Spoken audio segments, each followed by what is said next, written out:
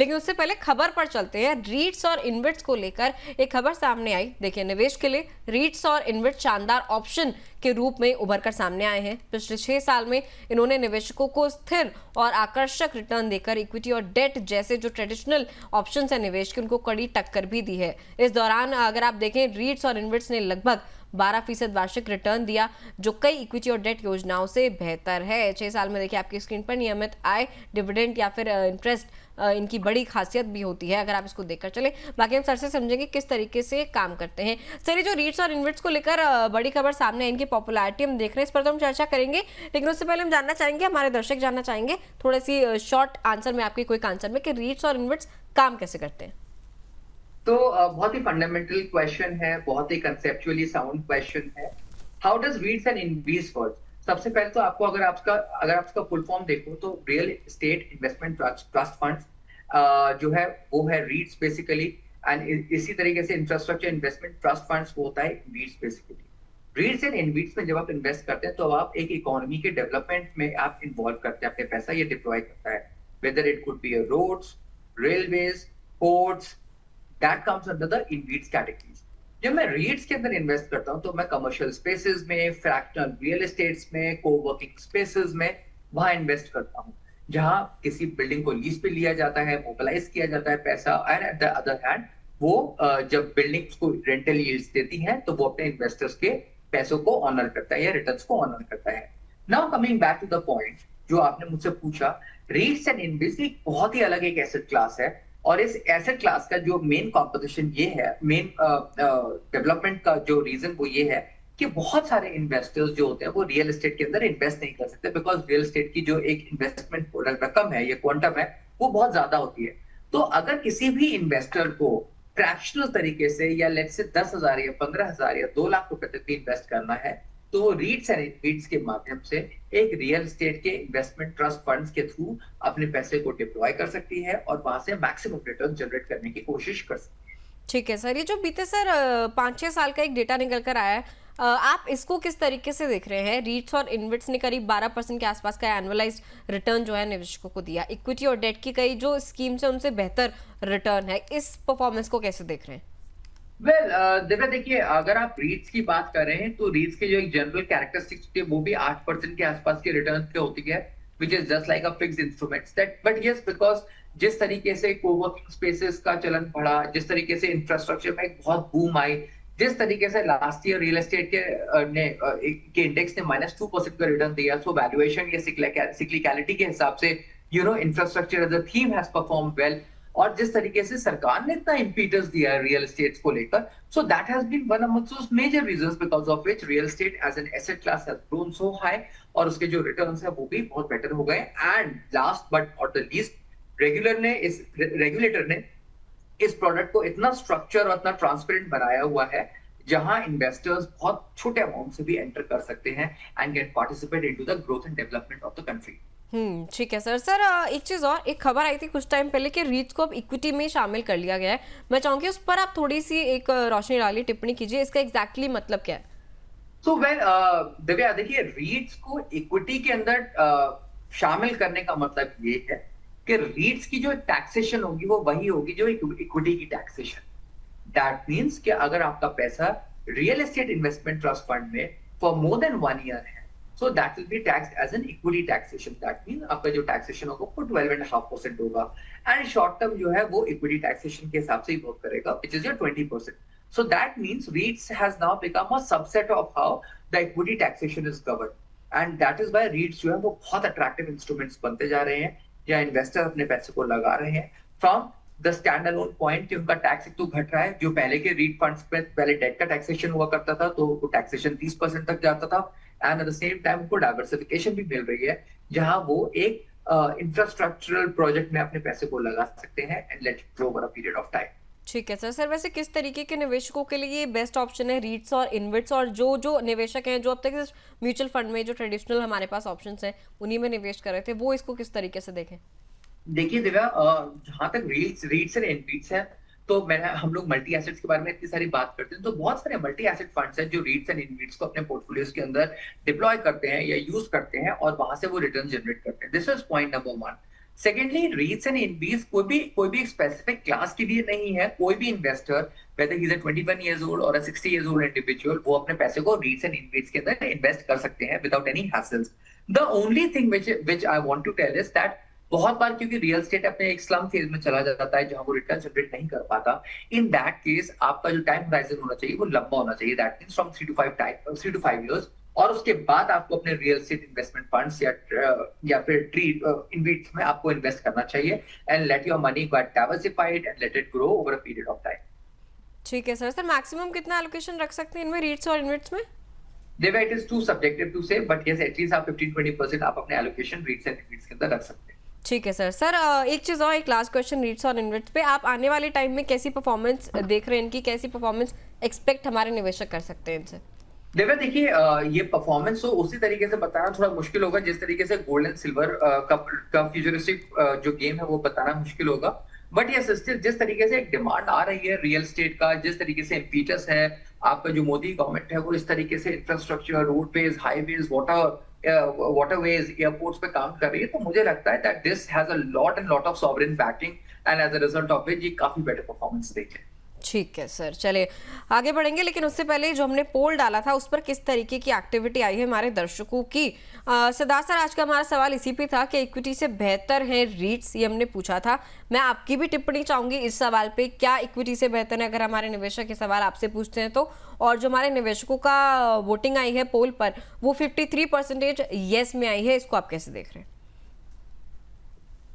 दिव्या, ये बहुत ही, देखिए इसका जो पोलिंग रिजल्ट है वो अपने में एक कंटेंशन दिखाता है कि ऑलमोस्ट 50-50 लोग परसेंट है जो लोग कहते हैं कि इक्विटीज बेटर है या रीट्स बेटर है. एक्चुअली कंपेयर करना बहुत मुश्किल है दिव्या, बिकॉज रीट एक बिल्कुल ही एक अलग इन्वेस्टमेंट एसेट क्लास है जिसके जो इन्वेस्टमेंट के जो क्राइटेरियाज हैं वो बहुत डिफरेंट है. जहां इन्वेस्टर्स इन्वेस्ट करते हैं उस पैसे को और वो infrastructure as an asset class में जाता है पैसा और जहां से उसकी ग्रोथ आती है. अगर आप इक्विटी की बात करते हैं तो आप इकोनॉमी के एक बिल्कुल अलग सेगमेंट में आप एंटर करते हैं, which could be your IT, which could be your banking, which could be your pharmaceuticals, which could be your automobiles, which could be your defense. So in that case, आप एक sector को दूसरे sector से आप कभी compare कर ही नहीं सकते, बिकॉज किसी भी इकोनॉमी को रन करने के लिए एक इंडिविजुअल फैक्टर काम नहीं करता. It is a composite, it's a composite index, it's a composite factor जहां पे बहुत सारी चीजें एक साथ काम करती हैं. So Divya, from my point of view, investors can obviously diversify their portfolios in REITs and InvITs, but you cannot claim the fact कि हम अपना पूरा 100% डिप्लॉयमेंट जो है वो REITs InvITs के अंदर कर. ठीक है, कुछ परसेंट हिस्सेदारी आप रीट्स या इन्वेट्स को अपने पोर्टफोलियो में दे सकते हैं. फटाफट से आगे बढ़ेंगे, बहुत सारे सवाल हमारे पास हमारे दर्शकों के पेंडिंग पड़े हैं. सर एक एक करके हम सारे सवाल लेंगे फटाफट से. एक हमारे दर्शक है मोहम्मद शादाब, ये जानना चाह रहे हैं, कहने मैंने आदित्य बिरला सन लाइफ PSU इक्विटी फंड में लमसम निवेश किया है, निवेश को 1 साल हो गया है, लॉन्ग टर्म के लिए, लंबी अवधि के लिए ये फंड कैसा है, इस पर आपकी एडवाइस चाह रहे हैं. तो शादाब जी, अगर मैं आपसे ये सवाल, मेरे ख्याल से आप इसलिए पूछ रहे हैं क्योंकि आपका ऑलमोस्ट 1 साल हो गया है, फंड्स ने बहुत ज्यादा रिटर्न्स नहीं दिए हैं. तो इनफैक्ट मैं शादाब जी, मैं बस ये बताना चाहता हूँ शाहबाज जी कि आपको सिर्फ रिटर्न्स एक ऐसा क्राइटेरिया नहीं हो सकता, and that too in a short time of 1 year, जहां आप ये डिसाइड कर रहे हैं कि आपको इस फंड के अंदर रहना है या निकलना है.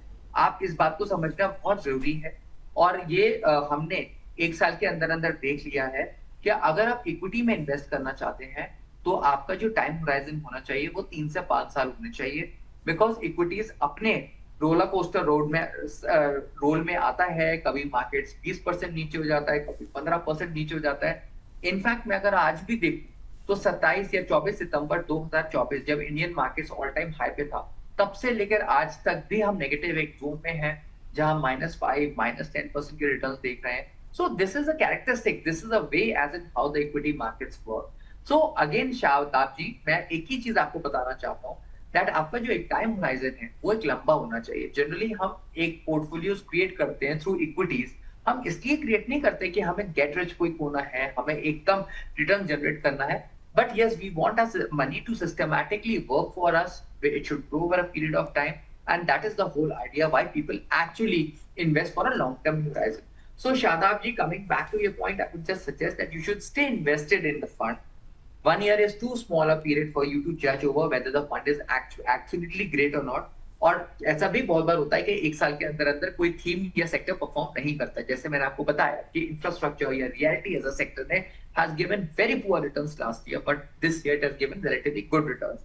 So I should always want that you should stay invested and enjoy the benefits of compounding, where you are participating into the economy and at the same time letting it grow over a period of time. ठीक है sir, आगे बढ़ेंगे, कुछ सवाल और लेंगे। इम्तियाज़ मोमीन जी का सवाल लेते हैं। बहुत ही लंबा चौड़ा पोर्टफोलियो है इनका। कह रहे हैं 9 फंड्स में 15,000 रुपये महीने की SIP कर रहा हूँ, पोर्टफोलियो रिव्यू कराना चाहते हैं। कौन से वो 9 फंड्स में नज़र डालते हैं? पराग पारिक फ्लेक्सी कैप सबसे पहला फंड 2000 की सिप करते हैं उसमें। इसके अलावा SBU कॉन्ट्रा फंड है, 2000 की SIP उसमें है। HDFC का फोकस फंड है, 2000 की सिप उसमें है। निपॉन लार्ज कैप 2000 की SIP उसमें। ICICI मल्टी एसेट फंड 2000 की SIP उसमें है। इन्वेस्को का स्मॉल कैप है, 1000 की सिप उसमें चल रही है। बंधन के स्मॉल कैप में भी 1000 की सिप चल रही है। Tata Nifty capital market index fund है, 1000 की SIP उसमें है। और ईडलवाइस मिड कैप फंड में भी 2000 की SIP चल रही है। सर ये 9 फंड्स हैं, कैसे लग रहा है आपको? उम्मीद है ये लॉन्ग टर्म के हिसाब से इम्तियाज़ मोमीन जी जो है निवेश कर रहे हैं। एक फ्लेक्सी कैप है, इसके अलावा एक कॉन्ट्रा, एक फोकस फंड है, एक लार्ज फंड है, मल्टी एसेट फंड है एक, और 2 स्मॉल कैप फंड है, एक मिड कैप है और एक इंडेक्स फंड है। तो Divya, if I see the portfolios, 2 or 3 things from my side, इनको स्मॉल कैप को एक कर देना चाहिए, बिकॉज 2 स्मॉल कैप्स लेके कोई फायदा नहीं है। पोर्टफोलियोज ओवरली डाइवर्सिफाइड हो रहा है, पोर्टफोलियोज फ्रेगमेंटेड है, स्टडी करना, एनालाइज करना मुश्किल है। Otherwise if I see the portfolio in general, so I could see कि इनके पास हर एक एसेट क्लास या हर एक कैटेगरी का एक फंड है पोर्टफोलियो के अंदर। So that is a good way of constructing the portfolio, Imtiaz ji. So I would always want that अगर आप थोड़े से पोर्टफोलियो को कंसोलिडेट कर दें, जहां पे 8 से 9 फंड की जगह 6 से 7 फंड कर लें, so that will be a good way of basically proceeding ahead with your portfolios and letting it grow. The only thing is, आपको ये समझना बहुत जरूरी है शाहबाज जी, कि बहुत सारे फंड्स लेने का मतलब ये नहीं है कि पोर्टफोलियोज डाइवर्सिफाइड है और आपके रिटर्न्स बहुत ज्यादा हो जाएंगे। इनफैक्ट बहुत बार रिटर्न्स डाइल्यूट हो जाते हैं बहुत ज्यादा फंड्स लेकर भी। So in that case I could just suggest one thing Shahbaz, Imtiaz ji, that point number 1, with 5 to 6 funds into your portfolios, you can actually let it grow over a period of time. और portfolios को आप properly monitor करें, आप उसको handle करें cautiously, उसमें top up करें जब भी, और बाय ऑन डिप्स की स्ट्रैटेजी उन्हीं में ही रखें। हर एक फंड हाउस का अपना एक टाइम होराइजन होता है, अपनी सिक्लिकलिटी होती है, हर एक फंड हाउस अपने अपने कैरेक्टरिस्टिक से वर्क करता है। So in that case it becomes very very difficult to study कि कौन सा फंड हाउस बेटर है, कौन सा फंड हाउस बेटर नहीं है। बट इसके ये कोई ब्लैंकेट स्टेटमेंट नहीं है जिसके कारण आप बहुत सारे फंड्स लेंगे अपन पोर्टफोलियोज में। Just consolidate the portfolios and you will see that the portfolio is actually doing great. ठीक है, तो ये राय जो है मोमीन जी के, माफ कीजिएगा इम्तियाज जी के पोर्टफोलियो पर निकल कर आती हुई। एक और सर हमारे व्यूअर है गुलाब नाम के, कह रहे हैं 20 साल का नजरिया है, हाई रिस्क एपेटाइट है, ज़्यादा रिस्क ले भी सकते हैं, 20,000 रुपये महीने की SIP चलाते हैं, लार्ज कैप है इनके पास, फंड का एग्जैक्ट नाम नहीं लिखा है। लार्ज कैप फंड में 4000 की सिप करते हैं, मिड कैप में 5000 की, स्मॉल कैप में 8000 की सिप है और एक मल्टी एसेट फंड है उसमें 3000 की सिप है। क्या जानना चाह रहे हैं, ठीक ठाक एसेट एलोकेशन उन्होंने करा हुआ है, ठीक तरीके से पैसा जो है डिप्लॉय करा हुआ है, और क्या गोल्ड या सिल्वर सेपरेटली इनको ऐड करने की जरूरत है मल्टी एसेट के अलावा? देखिए, इन्होंने अपने पोर्टफोलियोज में डेफिनेटली ये SIPs कर रहे हैं, और 8000 की सिर्फ इनकी मल्टी एसेट्स में ऑलरेडी चल रही है। 8000 की सर स्मॉल कैप में है, क्या ज्यादा है ये अमाउंट? क्योंकि कंपैरेटिवली सबसे ज्यादा SIP स्मॉल कैप में ही चल रही है। Well, in that case investor का अगर जो रिस्क प्रोफाइल है वो बहुत एग्रेसिव है, तो in that case he can move ahead with this small cap की SIP।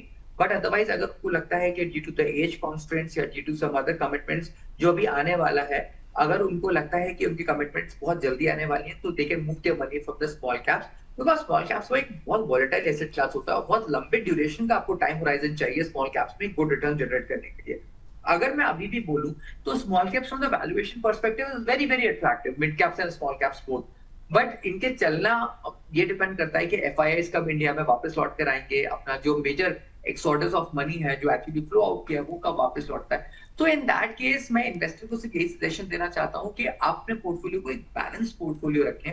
मैं आपको किसी भी स्मॉल कैप को इरेडिकेट करने को नहीं बोल रहा हूँ, लेकिन मैं ट्रिम करने को बोल रहा हूँ, सो दैट आपके पोर्टफोलियो में एक बैलेंस पोर्टफोलियो बने, सो दैट अगर पोर्टफोलियो बहुत नीचे जा रहे हैं या मार्केट्स नीचे जा रहे हैं, आपका पोर्टफोलियो ड्रास्टिकली नीचे ना चला जाए। ठीक है, तो सर स्मॉल कैप से अगर ये पैसा थोड़ा सा निकालते हैं, मतलब SIP थोड़ी कम अमाउंट की करते हैं, तो कौन से एक कैटेगरी में बढ़ा सकते हैं या फिर कोई नया फंड ले सकते हैं? बस दिव्या, स्मॉल कैप से अगर मूव करना है तो ऑब्वियसली स्मॉल कैप से कम एग्रेसिव फंड के अंदर मूव करना चाहेंगे, सो दैट उनका एग्रेशन कम हो, तो उस केस में फ्लेक्सी और multi can be a good way.